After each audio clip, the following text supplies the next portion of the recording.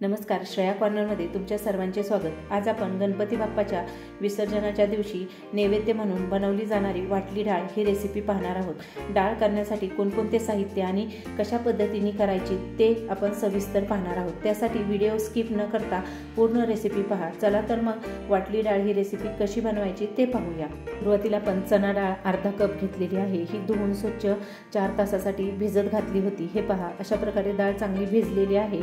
यातील आपण पाणी काढून घ्यायचे आहे। पाणी काढून घेतल्यानंतर अशा प्रकारे एकदम कोरडी डाळ केलेली आहे ती मिक्सरच्या भांड्यामध्ये आपण घालून घेणार आहोत। त्यानंतर त्यामध्ये आपण 3 हिरव्या मिरच्या घालून घ्यायच्या आहेत आणि ह्या आपण तुकडे करून अशा प्रकारे मिक्सरच्या भांड्यात घालून घेतलेले आहेत। त्यानंतर अर्धा चमचा यामध्ये जिरे घालून घ्यायचे आहे।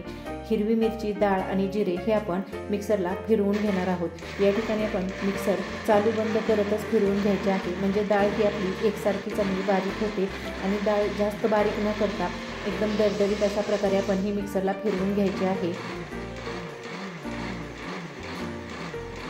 या ठिकाणी आपली डाळ बारीक करून झालेली आहे। हे पहा, अशा प्रकारे आपण एकदम पेस्ट न करता एकदम दरदरीत अशी ही मिक्सरला फिरवून घेतलेली आहे। त्यानंतर आपण कढई गरम करून घेतलेली आहे आणि त्यामध्ये आपण 2 चमचे तेल घालून घेणार आहोत। तेल चांगले कडकडीत असे गरम झाल्यानंतर यामध्ये आपण अर्धा चमचा मोहरी घालून घ्यायची आहे। मोहरी चांगली तडतडलेली आहे। त्यानंतर यामध्ये आपण चिमूटभर हिंग घालून घेणार आहोत। 10 ते 12 कढीपत्त्याची पाने घालून घ्यायची आहे। कढीपत्त्याची पाने तेलामध्ये चांगली परतलेली आहेत। त्यानंतर पाव चमचा आपण हळद घालून घ्यायची आहे। हळद घालून हे आपण मिक्स करून घ्यायचे आहे।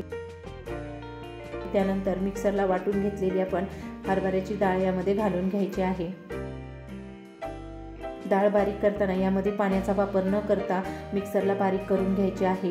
पाणी घातले तर एकदम पातळ अशी डाळ होते, त्यासाठी सर्व पाणी डाळीमधील काढून मगच ही मिक्सरला फिरवायची, म्हणजे डाळ करताना एकदम कोरडी आणि मोकळी अशी डाळ होते।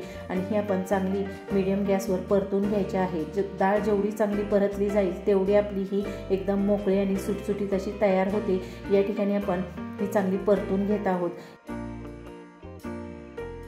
हे आपण सतत अशा प्रकारे हलवत राहायचे आहे, म्हणजे डाळ कढईला लागली जात नाही आणि व्यवस्थित अशी परतली जाते। त्यानंतर यामध्ये आपण अर्धा चमचा साखर घालून घ्यायची आहे आणि त्याच चमच्याने आपण चवीनुसार मीठ घालायचे आहे। साखर आणि मीठ दोन्ही आपण घालून घेतलेले आहेत। त्यानंतर हे आपण चांगले मिक्स करून घ्यायचे आहे। जेवढी डाळ चांगली परतली जाईल तेवढी खमंग अशी तयार होते, त्यासाठी ही कंटिन्यू हलवत परतून घ्यायची आहे।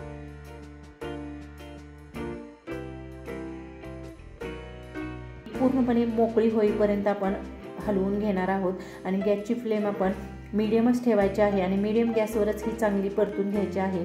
या ठिकाणी डाळ आपली परतून झालेली आहे। त्यानंतर आपण ही शिजवून घेणार आहोत। डाळ भिजवलेली आहे त्यामुळे शिजायला जास्त वेळ लागत नाही। या झाकण ठेवून ही आपण कमी गॅसवर 5 मिनिटासाठी शिजवून घ्यायची आहे।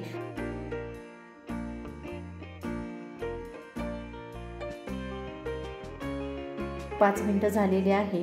5 मिनिटानंतर आपण याच्यावरती झाकण काढून पाहूया।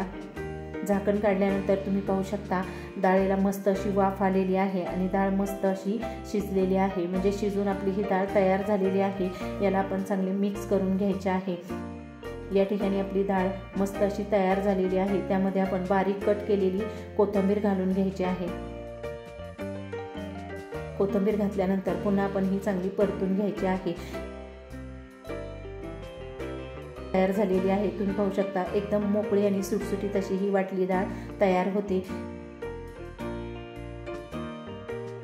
या ठिकाणी आपली डाळ तयार झालेली आहे। गॅस बंद केलेला आहे आणि एका बाउलमध्ये ही आपण काढून घेणार आहोत। बाउलमध्ये डाळ टाकताना तुम्ही पाहू शकता एकदम सुटसुटीत अशी ही डाळ तयार झालेली आहे। गणपती बाप्पाच्या विसर्जनाच्या दिवशी प्रसादासाठी पारंपरिक प्रसाद म्हणून ही वाटली डाळ बनवली जाते। वाटली डाळ ही रेसिपी आपली या ठिकाणी तयार झालेली आहे। याच्यावरती आपण ओले खोबरे खिसून घालून घ्यायचे आहे। खोबरे खिसून झाल्यानंतर बारीक चिरलेली कोथिंबीर घालून आपली ही वाटली डाळ प्रसादासाठी तयार झालेली आहे। गणपती बाप्पाच्या विसर्जनाच्या दिवशी स्पेशल अशी ही आपली प्रसाद रेसिपी तयार झालेली आहे। तुम्हाला रेसिपी आवडली असेल तर व्हिडिओला लाईक करा, शेअर करा आणि सबस्क्राईब करून बाजूची बेल आयकॉन दाबायला विसरू नका, म्हणजे तुम्हाला नवीन रेसिपीचे अपडेट मिळेल। रेसिपी पाहिल्याबद्दल धन्यवाद। भेटूया पुढील नवीन रेसिपीमध्ये।